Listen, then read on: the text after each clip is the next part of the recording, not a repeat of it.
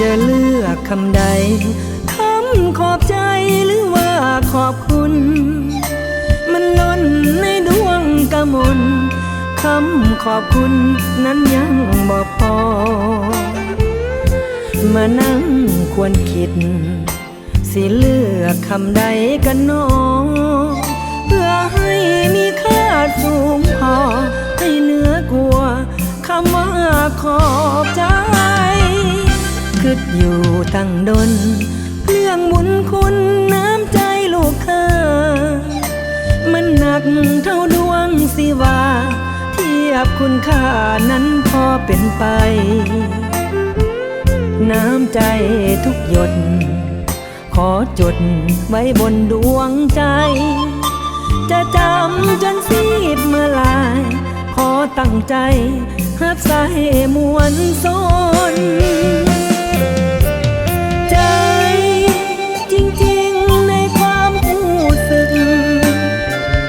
ฟังเน้นเลิกๆยังรู้สึก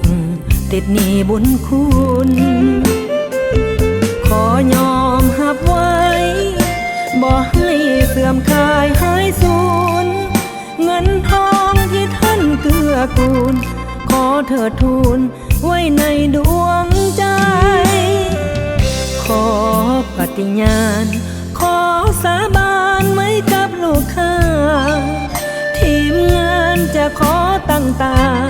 ขอสัญญาทำงานด้วยใจหับใส่ลูกค้าเหงามงข้าแม่ลาวไทยให้เป็นทีวีขวัญใจข้าแม่ลาวไทยที่ได้อุดหนุน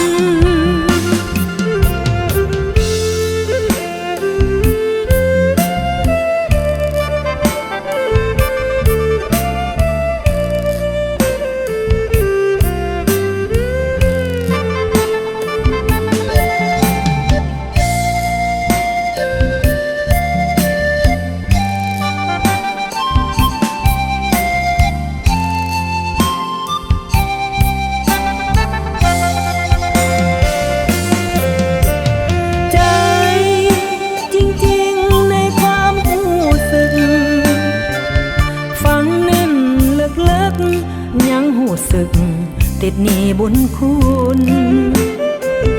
ขอยอมหับไว้บ่ให้เสื่อมคลายหายสูญเงินทองที่ท่านเกื้อกูลขอเถิดทูลไว้ในดวงใจขอปฏิญาณขอสาบานไว้กับลูกค้าทีมงานจะขอตั้งตาขอสัญญาทำงานด้วยใจหับใส่ลูกค้าเหงามงข้าแม่ลาวไทยให้เป็นทีวีขวัญใจข้าแม่ลาวไทยที่ได้อุดหนุน